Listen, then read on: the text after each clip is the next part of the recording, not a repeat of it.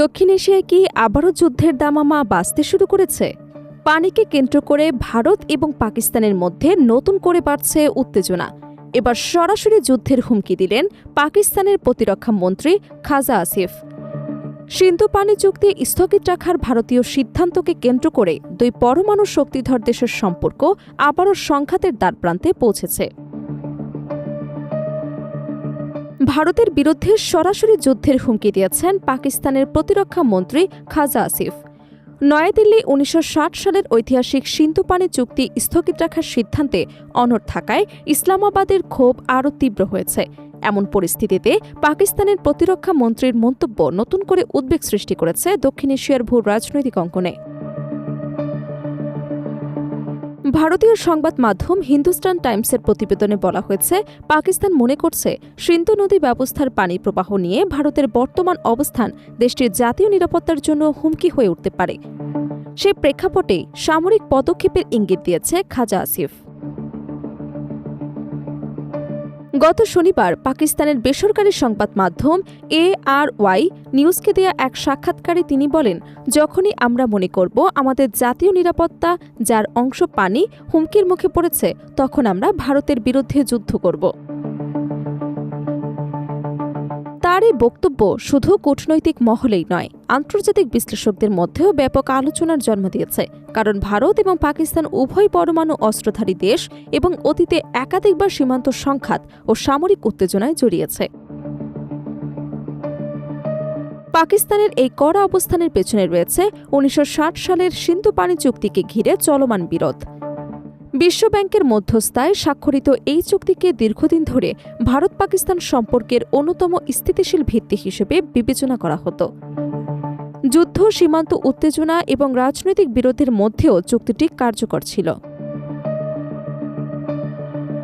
তবে ২০২৫ সালের এপ্রিল মাসে ভারত নিয়ন্ত্রিত কাশ্মীরে সংঘটিত একটি প্রাণঘাতী হামলার পর পরিস্থিতি বদলে যায়। ভারত অভিযোগ করে হামলার সঙ্গে পাকিস্তান সমর্থিত আন্তঃসীমান্ত সন্ত্রাসী নেটওয়ার্ক জড়িত ছিল। এরপরই নয়াদিল্লি সিন্ধু পানি চুক্তি স্থগিত রাখার সিদ্ধান্ত ঘোষণা করে। ভারতের অবস্থান হল, পাকিস্তান যদি আন্তঃসীমান্ত সন্ত্রাসী কার্যক্রমের বিরুদ্ধে দৃশ্যমান ও কার্যকর ব্যবস্থা না নেয়, তাহলে চুক্তি পূর্ণবহালের কোনো সুযোগ নেই। ভারতীয় কর্মকর্তারা বারবার বলেছেন, জাতীয় নিরাপত্তা নিশ্চিত করাই তাদের প্রধান অগ্রাধিকার। অন্যদিকে পাকিস্তান এই সিদ্ধান্তকে আন্তর্জাতিক আইন এবং চুক্তির পরিপন্থী বলে দাবি করছে। দেশটির অভিযোগ, ভারত পানিকে রাজনৈতিক কৌশলগত অস্ত্র হিসেবে ব্যবহার করছে। খাজা আসিফের ভাষ্য অনুযায়ী, ভারতের পদক্ষেপের ফলে পাকিস্তানের এই অঞ্চলে পানির সংকট আরও তীব্র হয়ে উঠছে। বিশেষ করে সিন্ধু এবং বেলুচিস্তান অঞ্চলের পরিস্থিতি নিয়ে উদ্বেগ প্রকাশ করেছেন পাকিস্তানি কর্মকর্তারা। তাদের দাবি, কৃষি, খাদ্য নিরাপত্তা এবং স্থানীয় অর্থনীতি ইতোমধ্যেই চাপের মুখে পড়েছে। পাকিস্তানের সরকারি তথ্য অনুযায়ী দেশটির বিভিন্ন খালে পানির ঘাটতি উদ্বেগজনক পর্যায়ে পৌঁছেছে। নর্থ ওয়েস্ট ক্যানেলে প্রায় ৬৪.১%, রাইস ক্যানালে ৩৮% এবং দাদু ক্যানালে প্রায় ৮২% পর্যন্ত পানির ঘাটতি দেখা গেছে। এছাড়া শুক্কুর ব্যারেজে পানির স্তর উল্লেখযোগ্যভাবে কমে যাওয়ায় স্থানীয় প্রশাসন এবং রাজনৈতিক নেতারা অর্থনৈতিক সংকট আরও গভীর হওয়ার আশঙ্কা প্রকাশ করেছেন। বিশ্লেষকদের মতে, দক্ষিণ এশিয়ায় পানি ভবিষ্যতের অন্যতম গুরুত্বপূর্ণ কৌশলগত সম্পদ হয়ে উঠছে। জলবায়ু পরিবর্তন, জনসংখ্যা বৃদ্ধি এবং পানির চাহিদা বাড়ার কারণে আন্তঃসীমান্ত নদীগুলোকে কেন্দ্র করে বিরোধ আরও জটিল হতে পারে। তবে বর্তমান পরিস্থিতিতে ভারত এবং পাকিস্তানের মধ্যে সরাসরি সামরিক সংঘাতের সম্ভাবনা কতটা, তা নিয়ে মতভেদ রয়েছে। অনেক পর্যবেক্ষক মনে করেন, কঠোর বক্তব্যের মাধ্যমে উভয় পক্ষ নিজেদের রাজনৈতিক অবস্থান শক্ত করার চেষ্টা করছে।